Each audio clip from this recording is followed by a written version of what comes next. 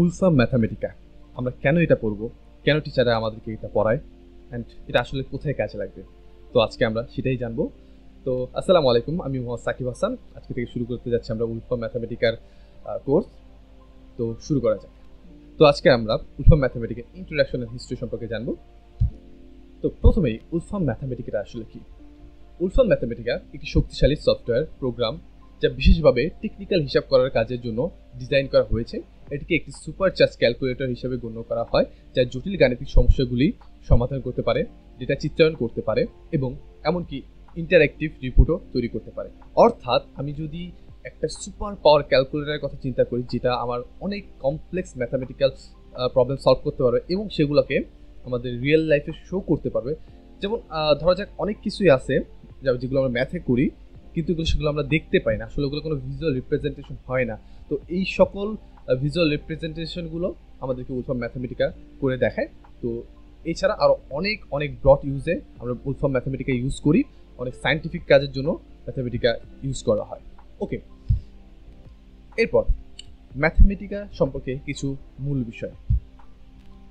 দুর্বার গাণিতিক ক্ষমতা এর মানে কি? আসলে আমরা অনেক কমপ্লেক্স ম্যাথ আমরা ম্যাথামেটিকা দিয়ে সলভ করতে পারি, এই জন্য আসলে আমরা ম্যাথামেটিকা শিখি। বিশেষ করে ম্যাথ ডিপার্টমেন্টে যে স্টুডেন্টরা, তাদের কোর্সে এই ম্যাথামেটিকাটা থাকে।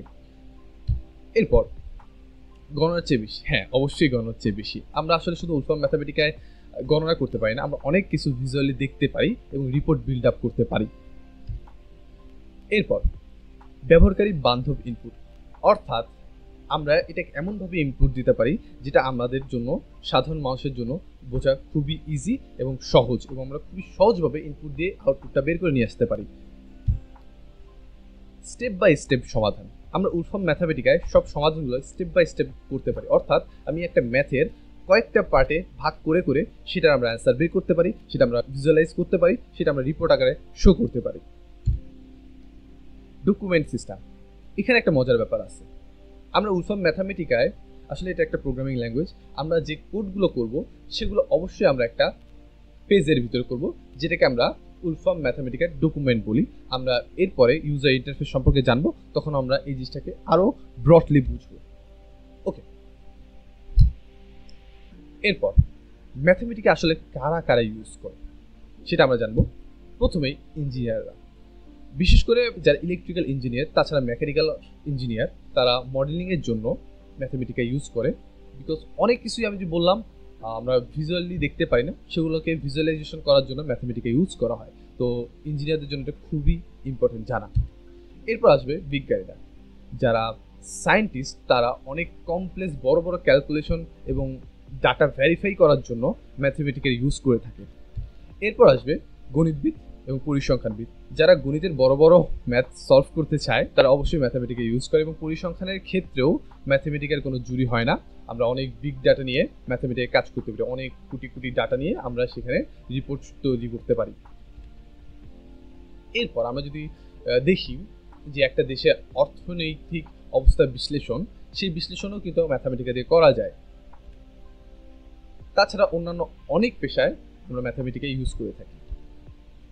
তো আমরা একটু সংক্ষেপে ম্যাথামেটিক্যাল হিস্ট্রি সম্পর্কে জানি। প্রথমে 1986 সালে স্টিফেন উলফাম ম্যাথামেটিকার প্রথম কোড লেখা শুরু করেন। এখানে একটা মজার ব্যাপার, স্টিফেন উলফামই হলো ম্যাথামেটিকার জনক। ম্যাথামেটিকার জনককে স্টিফেন উলফাম। ওকে, এরপর মাঝামাঝি সময় 1987 সালে ম্যাথামেটিকা প্রাণবন্ত হতে শুরু, এবং ওই সময় উলফাম কোম্পানি, স্টিফেন উলফামের যে কোম্পানি, সে কোম্পানি চায় এই জিনিসটাকে আরও ব্রডলি করে পৃথিবীতে ছড়ায় দিতে, তাই তারা ডকুমেন্টেশন পাবলিক করে। 1988 সালের জুনের 23 তারিখে মার্কিন যুক্তরাষ্ট্রের চ্যাম্পেন, ইলিনয় এবং সান্টা ক্লারা, ক্যালিফোর্নিয়ায় ম্যাথামেটিকা 1.0 আনুষ্ঠানিকভাবে প্রকাশিত করা। আর বর্তমানে ম্যাথামেটিকা নিয়মিত আপডেট পায় এবং এখন এটা একটা অনেক বড় টুল হয়ে গেছে, যা বিজ্ঞানী, ইঞ্জিনিয়ার এবং ম্যাথামেটিশিয়ানদের খুবই খুবই উপকার করে আসছে। তো স্টিফেন উলফাম চাইছিল ম্যাথটাকে আরও বেশি সহজ করতে, যার দরুন এই ম্যাথামেটিকার আবিষ্কার। তো এই ছিল আজকের মতো। এরপর আমরা ম্যাথামেটিকার ইন্টারফেসে চলে যাব, দেন আমরা ম্যাথামেটিকা কীভাবে ইউজ করতে হয় সেগুলো শিখব। সবাইকে আসসালামু আলাইকুম।